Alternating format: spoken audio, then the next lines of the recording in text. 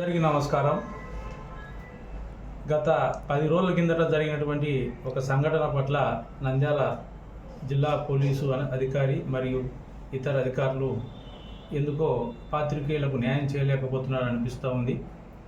సరే, మా అధికారులు ఏమేమి ఆలోచన చేస్తున్నారో మాకైతే తెలియదు. మాకు జరిగినటువంటి అన్యాయాన్ని ఈ రోజు నుంచి మేము వారికి విన్నవించినా కానీ వాళ్ళ నుండి ఎలాంటి స్పందన లేదు. దీనిపై మా యొక్క నిరసనను తెలియజేసేదానికి మా పాత్రికేయుల మా ఏపీయూడబ్ల్యూజీ అసోసియేషన్ తరఫున పాత్రికేయులందరం కలిసి ఈరోజు ఒక కార్యవర్గ సమావేశం ఏర్పాటు చేసుకున్నాము. రేపు బేస్తవారం రోజున మన సెంటర్లో ధర్నా చేసేదానికి నిర్ణయించినారు. ఇక్కడ గమనించాల్సింది ఏంటంటే, కొత్తగా నంద్యాలకు వచ్చినటువంటి ఐపీఎస్ అధికారులు నంద్యాలలో ఉన్నటువంటి జర్నలిస్టులు పోలీసులకు అగ్రెసివ్గా ఎప్పుడన్నా పనిచేశారా లేదా అనేది ఇక్కడ పనిచేసిపోయినటువంటి అధికారులను ఇక్కడ ఎస్ఐలు సిఏలు డిఎస్పీలు రిటైర్డ్ అయ్యి ఇండ్ల దగ్గర ఉండే వాళ్ళతో ఒకసారి వాళ్ళు ఫీడ్బ్యాక్ తీసుకుంటే బాగుంటుందేమని నా యొక్క ఆలోచన. ఎందుకంటే బహుశా చాలామందికి పోలీసులకు ఇప్పుడున్నటువంటి పోలీసులకు అతి కొద్ది మందికి తెలిసి ఉంటుంది. ప్రస్తుతం బనగానపల్లిలో సిఏగా ఉన్న ప్రవీణ్ కుమార్ ఎస్ఐగా ఉన్నప్పుడు ఒక లాకప్ డెత్ జరిగింది. అప్పుడు సిఐ రాఘవరెడ్డి గారు ఉన్నారు. ఆ రాఘవరెడ్డి సిఐ గారు మీడియా అందరిని పిలిచి జరిగింది తప్పు, ఒక ఎస్ఐని ఇబ్బంది పెడతారు మీ ఇష్టం అని అంటే ఏ ఒక్క పాత్రికేయుడు ఆ వార్తను ప్రసారం చేయలేదు. అతనిపైన ఎలాంటి ఇబ్బంది లేకుండా చేసిన సంఘటన ఉంది. అలాగే మొన్న ఎలక్షన్లకు ముందు సుబ్బిరెడ్డి గారు ఆయన ఒక తోట లైన్కి వెళ్ళిన దళిత యువకుడు ట్రైన్ యాక్సిడెంట్లో చనిపోతే దాన్ని కూడా మీడియా మిత్రులు సూసైడ్ చేసుకుంటే దాన్ని కూడా మీడియా మిత్రులు పోలీసు ఉన్నతాధికారుల సూచనల మేరకు దాన్ని కూడా ఇబ్బంది లేకుండా చేయడం జరిగింది. అదేవిధంగా ఒక డిఎస్పి ఒక మహిళతో అక్రమ సంబంధాలు ఉన్నటువంటి ఫోటోలు వస్తే ఆ రోజుల్లో మీడియాకు వస్తే కూడా మీడియా ప్రతినిధులు ఎలాంటి ఇది లేకుండా చేయడం జరిగింది. నంద్యాల సబ్ డివిజన్లో ఒక పుణ్యక్షేత్రంలో ఎస్ఐగా పనిచేసినటువంటి ఒక వ్యక్తి సంజయనగర్ గేట్లో ఒక లాడ్జీలో ఒక మహిళతో తహసీల్దార్ ఉంటే అది కూడా దొరికితే కూడా మీడియా అప్పుడు డిఎస్పీ హసనారెడ్డి గారు అందరినీ పిలిచి దాన్ని ఇది చేయడం జరిగింది. ఇలా చెప్పుకుంటూ పోతే చాలా ఉన్నాయి. ఎస్పీలు ఆకే రవికృష్ణ కానీ, సీతారామన్యం కానీ, రాజశేఖర్ బాబు కానీ, సుధీర్ కుమార్ రెడ్డి కానీ, చిరువోలు శ్రీకాంత్ గారు కానీ, కొణిజేటి రోసయ్య ముఖ్యమంత్రిగా ఉన్నప్పుడు అప్పుడు నంద్యాల ఎమ్మెల్యే రాష్ట్ర గృహ నిర్మాణ శాఖ మంత్రిగా ఉన్నటువంటి మోహన్ రెడ్డి గారు కొణిజేటి రోసయ్య సీఎం హోదాలో నంద్యాలకు వచ్చినప్పుడు ఆయన కూర్చున్నటువంటి కుర్చీ కిందనే పాము వచ్చింది. ఆయన లేచిపోయిన తర్వాత అక్కడ ఉన్నటువంటి ఇద్దరు పాత్రికేయులను పోలీసులు విట్నెస్లో వేసుకుంటే అప్పుడు ఉన్నటువంటి ఉన్నతాధికారులు వాళ్ళ మీద వస్తారని చెప్పి వేరే అభంశువంతి లేని అధికారులను సస్పెండ్ చేస్తే మేమే పోయి చనిపోయిన పెసల శ్రీనివాస్ శెట్టి మన మోహన్ రెడ్డి గారు ఇద్దరిని పట్టుకొని జవహర్ రెడ్డి గారికి పోయి రోషయ్య దగ్గర కూర్చొని పెసల శ్రీనివాస్ రెడ్డి గారు వాళ్ళు సస్పెన్షన్ రివోకెన్ చేసినారు. ఇట్లా ఎన్నో సందర్భాలు ఉన్నాయి. ప్రస్తుతం విజయవాడ సిపిగా టౌన్ సిటీ కమిషనర్ ఉన్న రాజశేఖర్ బాబు 2006లో నంద్యాలకు డిఎస్పీకి వచ్చినప్పుడు డిఎస్పీగా ఉన్నప్పుడు నంద్యాల పాత్రికేయులు పోలీసులతో కలిపి స్పోర్ట్స్ నిర్వహించడం జరిగింది. శంకరపత పాక్షి ఇక్కడ పనిచేసిపోయిన ఆఫీసర్లలో పేరు పెట్టి పిలిచేటువంటి పాత్రికేయులు ఒక 7-8 మంది ఈ రోజుకి కూడా అంత హోదాలో ఉన్నారని పేరు పెట్టి పిలుస్తారు. వాళ్ళు మీరు తీసుకోండి, ప్రీవియస్ రికార్డు అడగండి. ఇప్పుడు కొత్తగా వచ్చినారు, తెలియనప్పుడు వాళ్ళు ఎటువంటి వాళ్ళు మనకి ఎట్లా చేసినారనేది తెలుసుకోండి. అంతే తప్ప ఎంతసేపు అతను ఒక సైకో అనేది.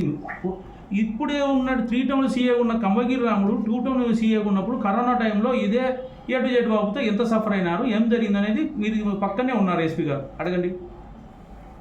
తర్వాత ధర్మవరం డిఎస్పీగా ఇప్పుడు పనిచేస్తున్నటువంటి శ్రీనివాసులు 1 టౌన్ ఎస్ఐ ఉన్నప్పుడు ఏం జరిగిందో ఏటు జెడ్ బాబు విషయం అడగండి. పెండుకొండలో ఉన్నటువంటి డిఎస్పీగా ఉన్నటువంటి వెంకటేశ్వర గారు ఆయన పనిచేసినప్పుడు ఏ విధంగా జరిగిందో చెప్పండి. గుమ్మడి రవికుమార్ గారు 1 టౌన్ సీఏ ఉన్నప్పుడు ఏం మాట్లాడారు, ఏం జరిగిందో అడగండి. అంత దూరం ఎందుకు? ఇప్పుడు ప్రజెంట్ ఇప్పుడు ఉన్నటువంటి ఈసీ 2 టౌన్లో 5 కేసులు ఉన్నాయి అతని పైన. మరి 3 కేసులు ఉంటేనే పోలీసులు రౌడీ షీట్ ఓపెన్ చేస్తారు. మరి ఏపీ చెప్పి మీద ఎందుకు ఓపెన్ చేయలేదు నాకైతే అర్థం. సంబంధం లేని పాంప్లెట్ పంచితే ఆ పాంప్లెట్లో ఉన్నటువంటి పేర్లు వాళ్ళు ఎవరో ముద్రించి పంచిండొచ్చు కదా అని అంటారు. మేము కూడా ఒక 10-12 ఏళ్ళ అమ్మాయిని రేప్ చేసి మా ఇంట్లో ఆడవాళ్ళు మా అమ్మ అందరూ పోయి సార్ మా వదిలి తప్పైందని కాలు పట్టుకుంటారు, ఏడుస్తారు. అది నా మీద కేసు లేకుండా చేస్తారా? ఇక్కడికి ఏం ఏం ఏం చేయాలనుకుంటున్నారు? పోనీ మేము ఏమన్నా తప్పుడు మనుషులమా? ఏ రోజన్నా ఈ రోజుకి మీరు విచారించండి, ఎక్కడైనా కానీ ఒక చిన్న ఇది ఉందా మా మీద? అంటే గట్టిగా మాట్లాడతాం, అడుగుతాం అంతే తప్ప ఏ రోజు కూడా నిజం చెప్తున్నాను, ఇన్ని 96 సంవత్సరాల నుంచి ఈ రోజు వరకు మా సొంతం దానికోసం ఏ రోజు స్టేషన్ పోయి సార్ మాకు సాయం చేయని అడిగిందే లే. ఎంతసేపు మా యూనియన్ సంబంధించి మా మిత్రులకి ఏదైనా జరిగితే దానికోసం ధర్నాలు చేసినాము, కొట్లాడినాం.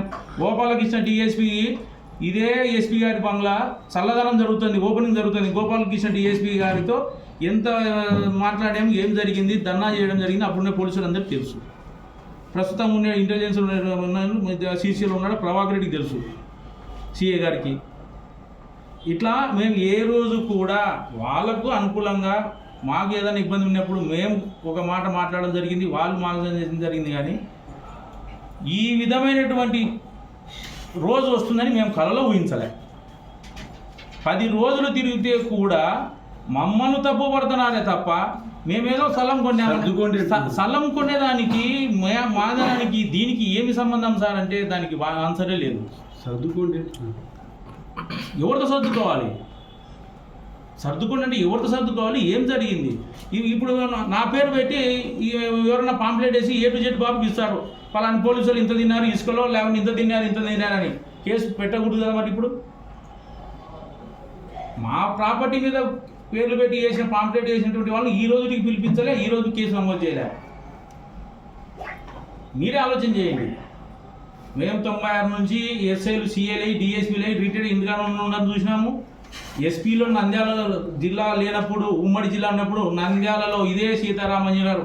మరి ముఖ్యమైన విషయం, ఏపీ ఉమ్మడి ఆంధ్ర రాష్ట్రానికి డీజీగా డీజీపీ పనిచేసే స్వరజిత్ సింగ్ నంద్యాలలో మీటింగ్ పెట్టిన రోజున నల్లమల్ల అడవుల్లో క్యూమింగ్కో నేను వస్తున్నానని చెప్పి ఛాలెంజ్ చేసిన రోజు నంద్యాలలో మీటింగ్ పెడితే కర్నూలు రేంజ్ డిఐజీ నండూరి సాంబశివరావు గారు మీడియాను పిలిచి ఆయనతో పాటు కూర్చోబెట్టి భోజనం చేయించినాడు మమ్మల్ని. దాంట్లో నేను ఒకరిని అప్పుడు ఉన్నటువంటి సందర్భంలో.